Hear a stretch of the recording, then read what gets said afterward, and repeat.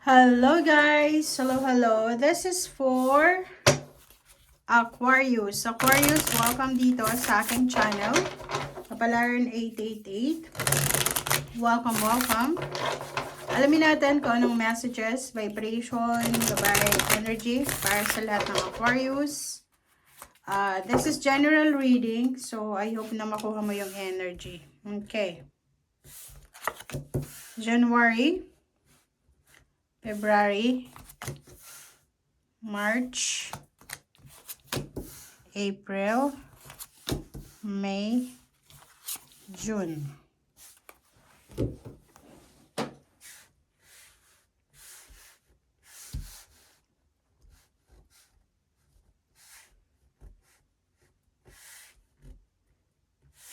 Okay. So, yung first card mo dito na January, sinasabi ng baraha sa Aquarius na possible na exciting yung buwan na to para sa'yo. So, maraming exciting na news or exciting maybe love life, trabaho, negosyo, or anything na exciting na pwedeng mangyari ngayong buwan na to ni January. Pagdating ng February, there's a Knight of Pentacles. So, possible na yung rason ng excitement mo ng January is because of money.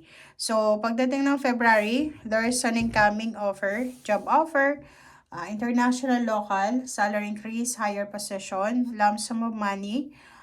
There's a new beginnings. There's someone like Earth signs, Virgo, Capricorn, and Taurus na pwedeng mag-offer sa'yo ng finances or financial boost, parang ganun. March is 10 of Swords. So, may reconciliation. If may mga kaaway ka, may gulo, may misunderstanding, sinasabi ng barase dito na possible na there's a recovery or there's a reconciliation, renewal of relationship. Parang ganun. And April is 5 of Pentacles. Pagdating ng April, possible na may iba, hindi naman lahat. May iba dito na Aquarius na possible na magkaroon ka ng mga financial problems, may mga bills, may mga kailangan kayong isettle na documents, papeles, ganyan na may involved na money. And May is 2 of Wands. So, pagdating ng May, because of financial issues sa April, posible ka Aquarius na magkaroon ng choices, pwedeng decision making. Yung iba sa inyo pwedeng lumipat ng career, lumipat ng bansa, lumipat ng lugar, or lumipat ng, or baguhin yung mindset or anything na kailangan baguhin. Okay? And June is Ace of Swords. So, pagdating ng June, maganda to kasi maraming possible na balita, maraming pwedeng communication, left and right yung communication na posibleng darating sa inyo. Okay? This communication will help you kung paano ka mag-settle down. Okay? Sa mga susunod na buwan.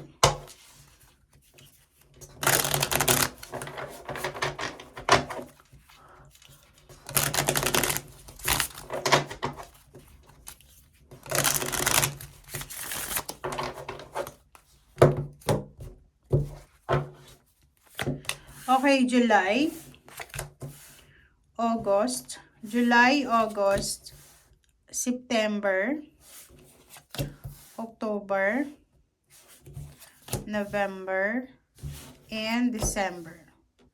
Okay, so kung makikita mo dito, sinasabi ng July na may mga Ace of Cups dito. May mga Ace of Cups. May Ace of Cups. So, possible na may new relationship, new acquaintance, new source of parang communication. So, open yung emotional communication dito ng July. Nakikita natin dito na may mga good news. Pwedeng may wedding, news about wedding, news about pregnancy, or news about travel, or family celebration, parang ganun. And August is High Priest. So, maraming sikreto ang posibleng lalabas ngayong buwan na to. Or maraming sikreto na posibleng mabubuo. It's either pag-uusapan ka ng ibang tao pagdating ng August or ikaw yung involved na pag-uusapan nyo yung isang tao. September is the Emperor. Emperor is, this is a labat power. So, kung may mga sakit kayo, possible na magkaroon kayo ng kagalingan ng September. May mga mapopromote, may magre-retire, mayroong mag-travel, mayroong mananalo sa mga sugal or anything na chances, chance winning, parang ganon. And October is 8 of Wands. Napakabilis ng buwan na to. So, yung October mo, hindi mo siya masyadong mapapansin kasi napakabilis ng buwan na to. So, pagpasok pa lang ng October 1, bigla mong mapansin na, ay, November na pala. Parang ganun. So, napakabilis. So, this October, marami kang desisyon, maraming mga mangyayari na hindi mo masyadong mapansin kasi mabilis yung pangyayari. And November is Knight of Wands. Knight of Wands is all about exciting na, like for example, may iba sa inyo dyan na kikiligin, excited, motivated, inspired kayo. Inspired sa bago nyong plano, sa travel plans, sa business plan.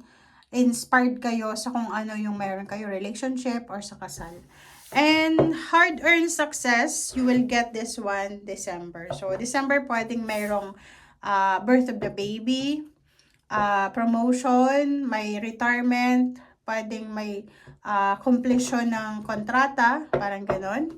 Pwedeng makabili ka ng sasakyan or pwedeng this December ay pauwi ka na ng Pilipinas kung OFW ka for vacation kasi tapos na yung kontrata mo. There's a peace and harmony, hard-earned success siya. So, makikita mo dito, sinasabi ng barahan na sisimulan mo ng January na excited ka, tatapusin mo siya ng December na sobra-sobra kang fulfilled. Okay? Kasi kung makikita mo dito, magfo-focus ka, Aquarius, sa kung ano yung magsisimula at ma-accomplish mo sa taong ito. May mga setbacks, may mga financial problems kasi hindi ka naman perfectong tao.